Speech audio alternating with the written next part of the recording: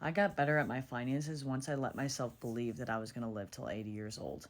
Now, I'm going to explain two sides of the coin here because I know that a lot of people are like, fuck it, I'm going to die one day. Like, might as well enjoy it. Which, logically speaking, I understand like why that's so dumb. But emotionally speaking, or neuroscientifically speaking, I used to think like that. And the biggest reason that people will decide to live for now rather than the future is because we literally have not practiced using that part of our brain. The prefrontal cortex, which is behind the forehead, is the part of the brain that is in charge of decision making, planning for the future, emotional regulation, and impulse control, which are all the things that you need for budgeting and finance. Thinking about the future is a skill. And if you're not taught how to think about the future, you won't do it. That's why you live for the moment. It's not because you're like, oh, I'm going to die one day. It's because you're literally incapable of thinking of the future. And to add layers on top of that, if you grew up in chaos, and chaos means unpredictable environment, you not only were not taught to think about the future, but you were trained not to think about the future. Your brain has been wired to enlarge in a part of your brain called the amygdala, which is the fight or flight response in the brain. It is the part of your brain that asks, is this going to kill me?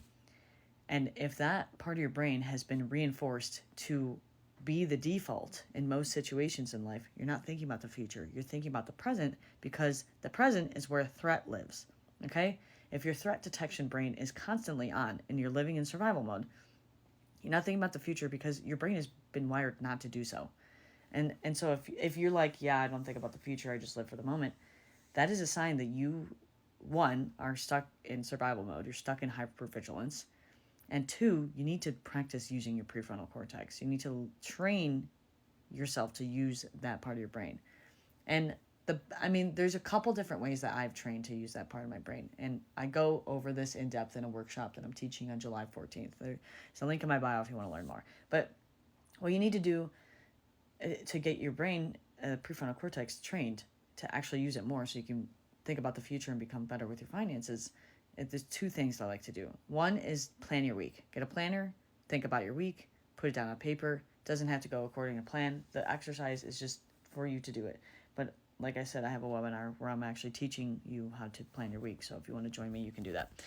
The other thing is understanding the difference between objective and subjective reality. Subjective reality is like the stories you tell yourself about your circumstances. I'm broke, I'm poor, I'm never going to get ahead, why think about the future? Those are all subjective observations of your reality. Objective reality uses your prefrontal cortex, and it requires you to name indisputable facts about your situation. Like, I have a purple backpack, or I have $400 in my bank account, or I live in insert town and state. My name is Jessica. Like, those are things that get your prefrontal cortex online. They get the blood to move to the front of your brain, away from your amygdala. And so the better you are at using your prefrontal cortex, you won't have to convince yourself you're going to live till 80.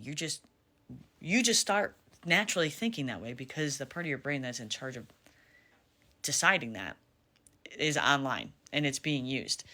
And you can tell you're getting better at using this part of the brain when you can think in incrementally larger periods of times. Like, I used to only think in like hours, days, and weeks.